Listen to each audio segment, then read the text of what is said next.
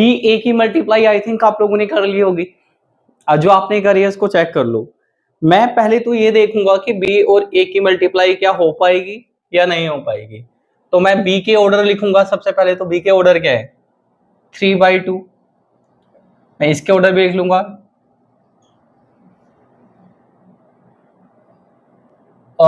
2/3। ठीक है, फिर मैं ये देखूंगा कि ये हो गए रो, ये हो गए कॉलम, और ये हो गए रो, ये हो गए कॉलम। मैं देखूंगा जो मेरी प्री मैट्रिक्स के कॉलम और पोस्ट मैट्रिक्स के रो, क्या ये दोनों एक दूसरे के इक्वल हैं? हाँ, ये दोनों एक दूसरे के इक्वल है, तो मल्टीप्लाई हो जाएगी। अब मल्टीप्लाई करके एक रिजल्ट आएगा आपका, ठीक है, यानी इन दोनों की मल्टीप्लाई करेंगे तो मैट्रिक्स आपके पास आ जाएगी। अब एक बात और आपको याद रखनी है, जो दोनों इक्वल है इनको आप कैंसिल कर लो।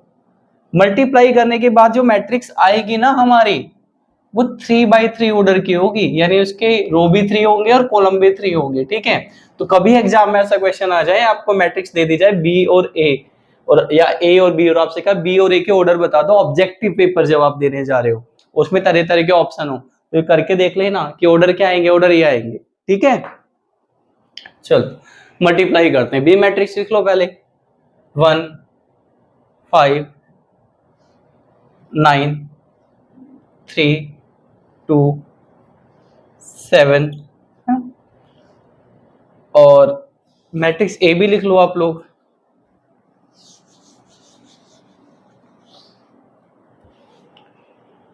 1 2 3 0 1 and 2।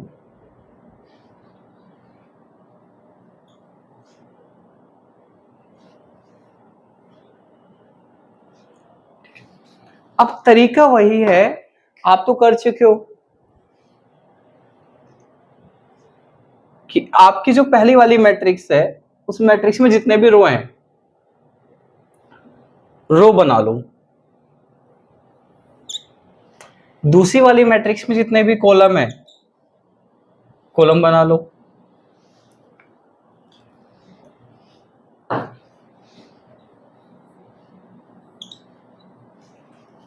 ठीक है, यहां लिख लो R1 R2 R3, यहां लिख लो कॉलम 1 और कॉलम 2, और आपका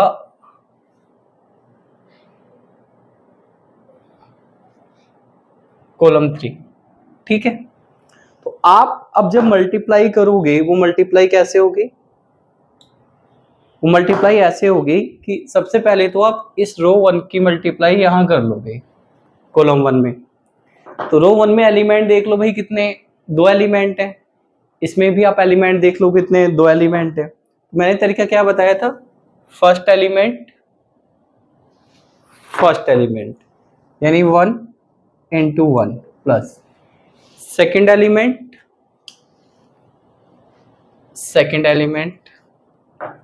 यानी 3 0 की मल्टीप्लाई। फर्स्ट रो का काम फर्स्ट कॉलम के साथ खत्म हो गया। हाँ, खत्म हो गया। अब इधर आ जाओ, अब फर्स्ट रो की मल्टीप्लाई कहां करोगे? सेकंड कॉलम में। तो अगेन फर्स्ट एलिमेंट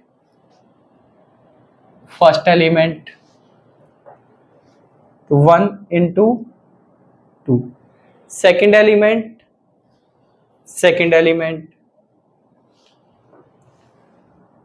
3 into 1। तो फर्स्ट रो की मल्टीप्लाई सेकंड कॉलम में हो गई? हाँ, हो गई। आ गया है जो थर्ड कॉलम में फर्स्ट एलिमेंट यानी 1 की मल्टीप्लाई 3 में, सेकेंड एलिमेंट यानी 3 की मल्टीप्लाई 2 में। तो हमने क्या करा, हमने फर्स्ट रो लिया, ठीक है, और फर्स्ट रो की मल्टीप्लाई पहले फर्स्ट कॉलम में कर ली, फिर सेकंड कॉलम में कर ली, फिर थर्ड कॉलम में कर ली। आई थिंक यहां तक आपको कोई भी दिक्कत नहीं हो रही होगी। अब आपको क्या करना है, अब आप सेकंड रो लोगे, इसको छोड़ देते हैं। सेकंड रो की मल्टीप्लाई पहले फर्स्ट कॉलम में करोगे, फिर सेकंड कॉलम में करोगे, फिर थर्ड कॉलम में करोगे, ठीक है। एक चीज और, सॉरी, यहाँ पे मैं 1 लिखना भूल गया, इसकी मल्टीप्लाई यहाँ होगी, तो यहाँ पे 1 भी आएगा, ठीक है। तो अब हम ले लेते हैं अपना ये सेकंड रो, और सेकंड रो की मल्टीप्लाई पहले कहाँ कर लोगे आप, फर्स्ट कॉलम में, है ना। तो जब आप सेकंड रो लोगे तो नीचे भी आ जाओगे, जैसे यहाँ पे नीचे आए हैं तो यहाँ पे भी नीचे आएंगे। अगेन तरीका वही है, यहाँ फर्स्ट एलिमेंट, ये भी first element, 5 into 1, second element 2 into 0। इस कॉलम का काम खत्म, इधर आ जाओ दोबारा से, फर्स्ट एलिमेंट यानी 5 इंटू 2, ठीक है। सेकेंड एलिमेंट यानी 2 इंटू 1, इसका काम भी खत्म, इधर आ जाओ, फर्स्ट एलिमेंट यानी 5 इंटू 3, सेकेंड एलिमेंट यानी 2 इंटू 2।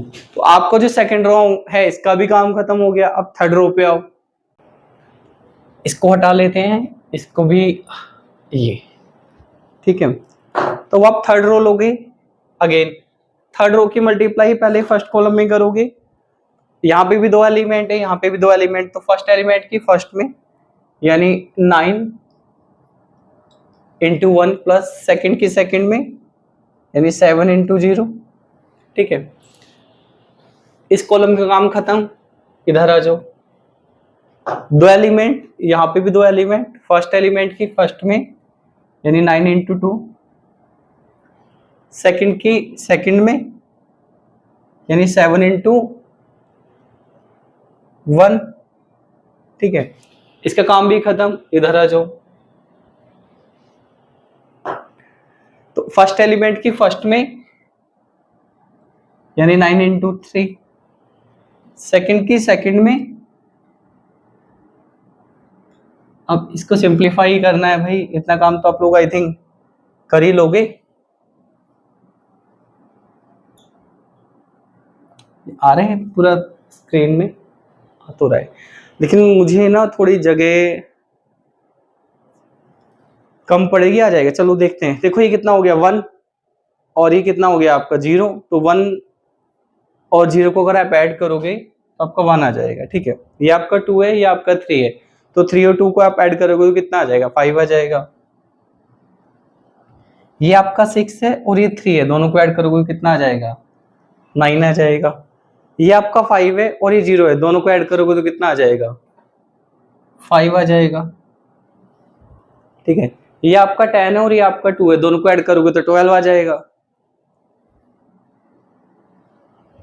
ये आपका 5 और 3 15 हो गया, 15 और 4 ये कितना हो गया आपका 19, ठीक है।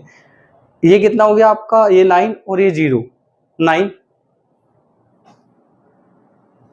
ये कितना हो गया आपका 18 और ये कितना हो गया आपका 7, दोनों को ऐड कर दो कितना हो जाएगा 25, 18 और आपका 7 25, ये आपका हो गया 21, सॉरी 27, और ये हो गया आपका 14, दोनों को ऐड कर दो तो ये आ गया आपका 41।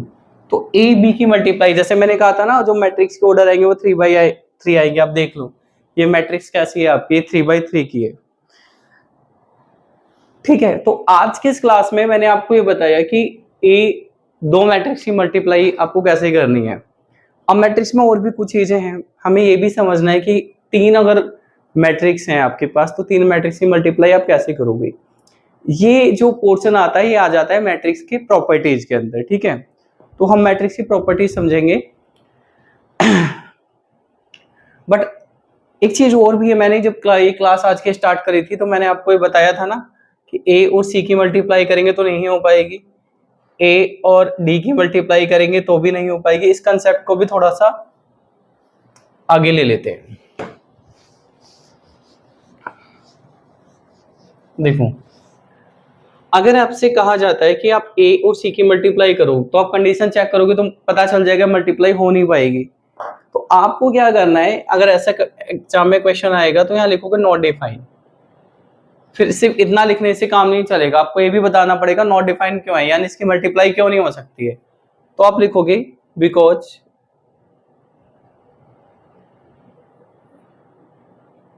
कॉलम्स या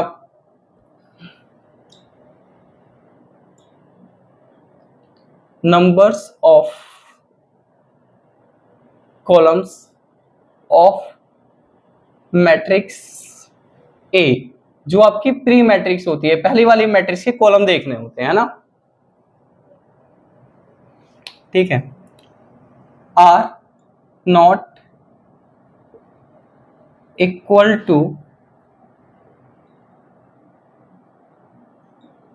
नंबर्स ऑफ रोज ऑफ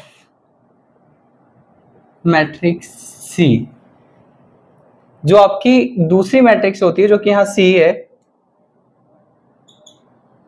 सी बाद वाली, उसके आपको रो देखने होते हैं, तो दोनों इक्वल होने चाहिए, दोनों इक्वल है ही नहीं, नॉट इक्वल, ये आपको क्या दे देना है, कारण दे देता है।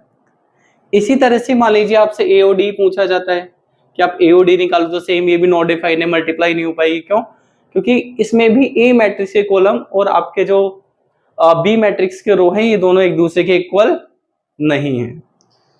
अब हम लोग बात करते हैं मैट्रिक्स की प्रॉपर्टीज की, तो पहले आप इसको नोट डाउन कर लीजिए, फिर हम इरेज करते हैं और प्रॉपर्टीज समझते हैं।